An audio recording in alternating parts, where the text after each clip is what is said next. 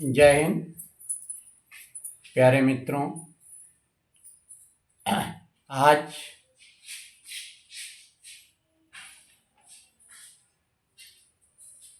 स्वामी विवेकानंद की जयंती है, जिसे अपने देश में युवा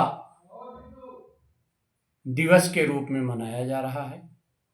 बहुत से कार्यक्रम आयोजित हो रहे हैं। तो मेरी तरफ से भी स्वामी विवेकानंद की जयंती पर आप लोगों को बहुत बहुत धन्यवाद। और आप लोग जो युवा हैं, उन लोगों से मेरा विशेष आग्रह है कि वो अपने देश के प्रति, समाज के प्रति और विश्व के प्रति अटूट निष्ठा से अपनी पूरी शक्ति के साथ प्रयास करें। जैसा कि स्वामी विवेकानंद का जीवन बहुत लंबा नहीं रहा, लेकिन उसके बाद भी उन्होंने विश्व में अपना नाम, अपने देश का नाम, अपनी हिंदू संस्कृति का नाम सब लोगों को बताया कि हमारा देश महान है और हमारा देश कैसे महान बन सकता है। इसके बारे में उन्होंने युवकों को जागृत करते हुए कहा था कि उठो, जागो और तब तक आगे बढ़ते रहो जब तक आपका उद्देश्य पूरा न हो जाए। जब तक आपका उद्देश्य पूरा न हो जाए तब तक आपको आगे बढ़ते रहना है। तो हमारा जो युवा वर्ग जो है, उसके अंदर बहुत शक्ति है, बहुत पावर है। जितना विद्यार्थी वर्ग है, उसे अपनी पूरी एनर्जी को, अपनी पूरी शक्ति को पढ़ाई में, उसके अलावा अन्य अच्छे कार्यों में लगाना चाहिए, जिससे हमारा देश उन्नति करे और हम फिर से विश्व गुरु बन सकें। विश्व गुरु बनने के लिए हमें पूरी लगन, निष्ठा और ईमानदारी से काम करना चाहिए। स्वामी विवेकानंद के जो गुरु जो थे, स्वामी रामकृष्ण परमहंस, जो एक महान साधक, बहुत पहुंचे हुए सिद्ध पुरुष थे। और वो कहते थे कि अपना प्रचार आप अगर ईश्वर में अगर ध्यान लगाते हैं तो उसका आपको प्रचार नहीं करना चाहिए।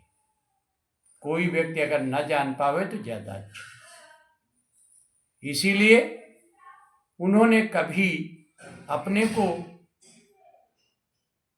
यह नहीं लोगों से बताया कि हमारे अंदर इतनी सिद्धि है, हमारे अंदर इतना पावर है। ये सब उन्होंने नहीं बताया। उनके बहुत से शिष्य थे, लेकिन स्वामी विवेकानंद उनके शिष्यों में सबसे आगे थे, क्योंकि इन्होंने केवल अपने ही देश में नहीं अपितु विश्व में मानव धर्म का डंका बजाया।